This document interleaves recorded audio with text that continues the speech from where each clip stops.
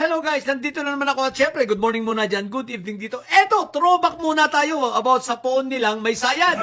At sa kanilang poong nasa reyas pala. Guys, nadaanan ko lang no, natandaan nyo pa ba ito? Nung apat na drug lords ang pinalaya mula sa bilibid. Ang nagpalaya, syempre, nag-utos ng pagpapalaya. Syempre, sino pa ba ang presidente nung panahong yon? Eh di yung tatay nilang karton. Yung tatay nilang galit na galit kamo sa droga, pero apat na drug lords pinalaya. At yung isang araw sabi galing sa good conduct time allowance ba yun? Tama ba? And good parang gano'n. DCTA. Di ba galit na galit sa drug lords? Kung sa GCTA mo palalayain, ang dami naman doon matatanda. Bakit hindi yung mga Pilipinong matatanda ang pinalaya? Pagkos ang pinalaya, drug lords. At pagkatapos makalaya sa bilibid, hindi na makita ang mga ito. Kung nasa na ba? Hindi rin naman nakita ang mga namatay. Walang natagpo ang mga katawan.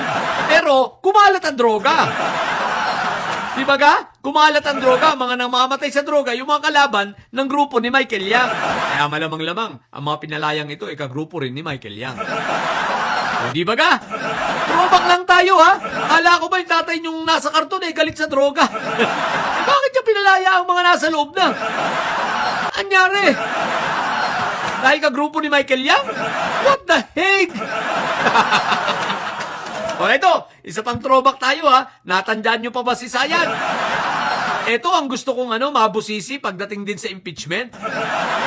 Na itong si Sayad, sino yung binayaran nito? No, bayad na ha. Sabi niya may kausap na siya.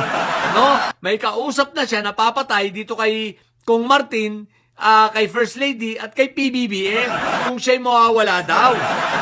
Meron nang mag-a-assassin. Di ba kabaliwan lang? Tapos mga ngarap maging presidente, punong-puno ng sayad. Ganyan ba ang isang politikong matino? Nagbabanta ng pagpatay? Throwback lang ito guys ha.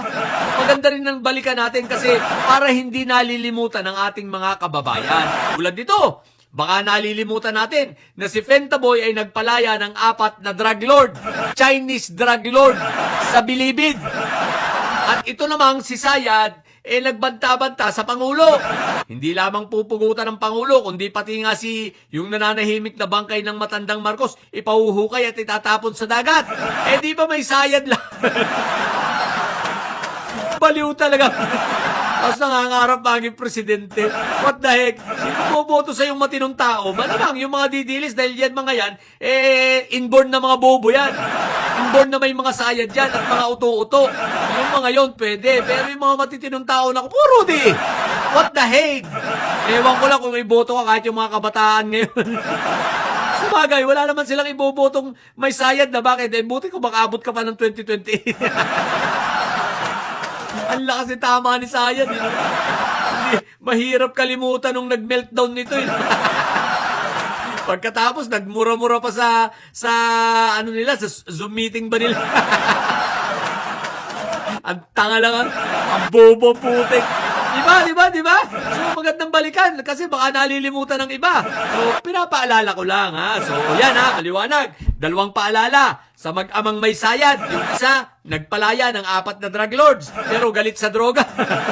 At yung isa naman, ay may sayad. Nagbanta ng mga pagpatay. Diba? At iniidolo ng mga didilis. Tuwan-tuwa pa ang mga didilis. Diba? May sayad lang talaga. Sabi ko sa inyo, nasa DNA ng mga didilis ang pagiging hindi lang duwag pati pagiging may sayad. So yun lang, sa mga bobong didilis dyan, ang tatay nyo yung karton, tatanga-tanga kayo. Manatili kayo mga bobo at may sayad, sapagat ang may sayad ay laging high blood. Bayot, bye!